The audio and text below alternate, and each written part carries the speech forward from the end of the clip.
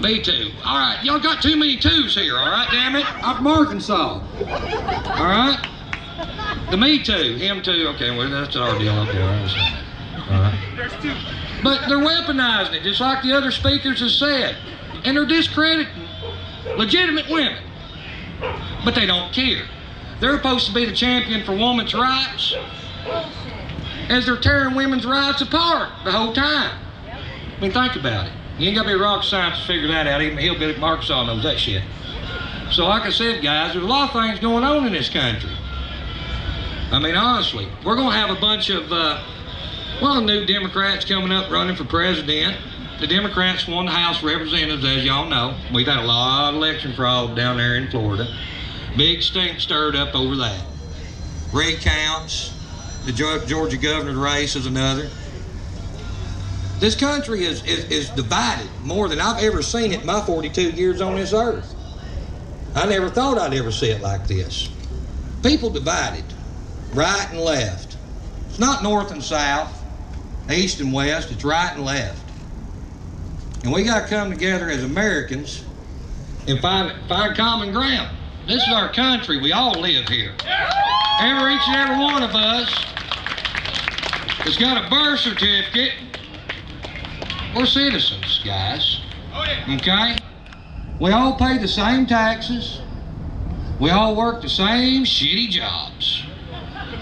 Okay? We all drive the same old busted-ass vehicles. There ain't none of us any better than the other.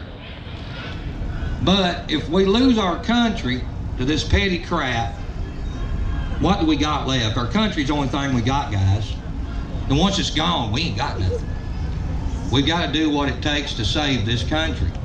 Because trust me, if you're a historian and you've researched history, you do not want another 1861.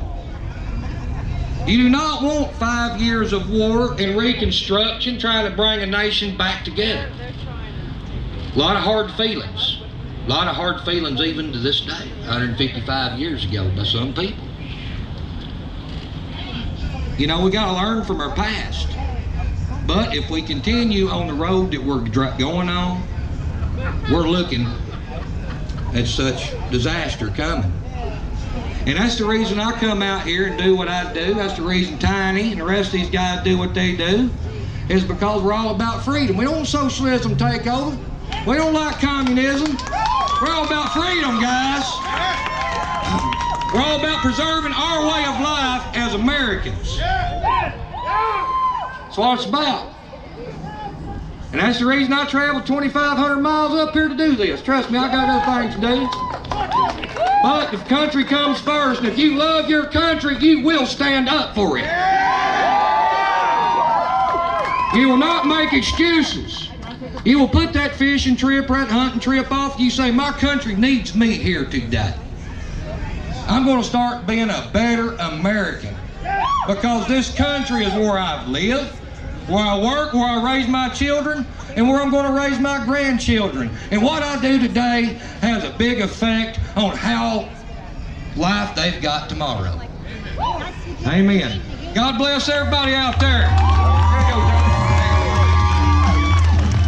Give it up again for my redneck brother from another white mother, Billy Session.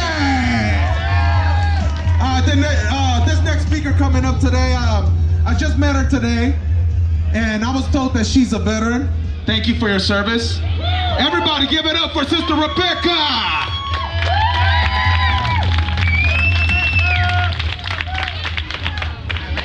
Good afternoon, beautiful people of God. Thank you for having me here today. As he said that I am a veteran. I am a disabled vet. I just got out of the military a little less than a year ago. I am also a pastor, and I am a health coach and life coach, and I serve vets all over the country.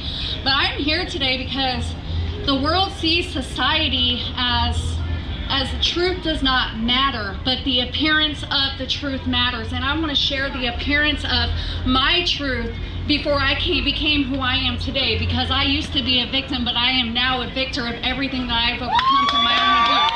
So I just want to thank you, and thank you for letting me speak this to you today. When I was 14 years old, I was involved in gangs. I lived on the streets. I was in and out of the juvenile detention center.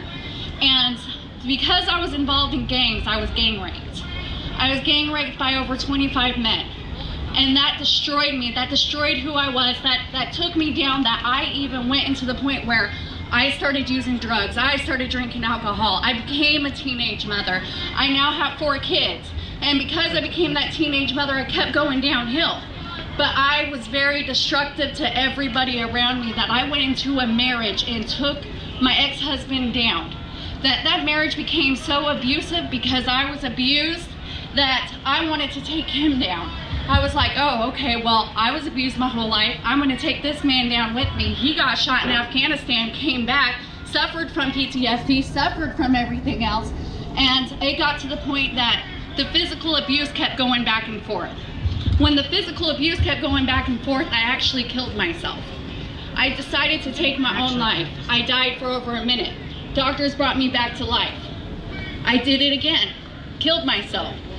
Doctors brought me back to life. After my 4th child was born, I went through the same situation where when I went to go kill myself the first 2 times and it worked, so I went to go slit my wrist.